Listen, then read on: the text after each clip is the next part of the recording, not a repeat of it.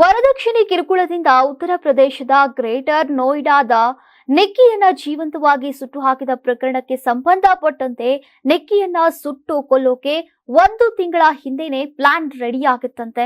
ಇದಕ್ಕಾಗಿ ಆತ ದೆಹಲಿಗೆ ಹೋಗಿ ಅಲ್ಲಿಂದ ರಾಸಾಯನಿಕಗಳನ್ನ ಖರೀದಿಸಿ ನಿಕ್ಕಿಯ ಮೇಲೆ ಅದನ್ನ ಸಿಂಪಡಿಸಿ ಅವಳನ್ನ ಜೀವಂತವಾಗಿ ಸುಟ್ಟು ಹಾಕಿದ್ದ ಅನ್ನೋದು ಈಗ ಗೊತ್ತಾಗಿರುವಂತದ್ದು. ನಿಕ್ಕಿ ಮತ್ತು ಆಕೆಯ ತಂಗಿ ಕಾಂಚನ್ ಜೀವನೋಪಾಯಕ್ಕಾಗಿ ಪಾರ್ಲರ್ ಅನ್ನ ನಡೆಸ್ತಾ ಇದ್ರು. ಇದು ಆಕೆಯ ಅತ್ತೆ ಮಾವನಿಗೆ ಇಷ್ಟ ಇರಲಿಲ್ಲ. ಇದೇ ವಿಷಯಕ್ಕೆ ಜಗಳವಾಗ್ತಾ ಇತ್ತಂತೆ.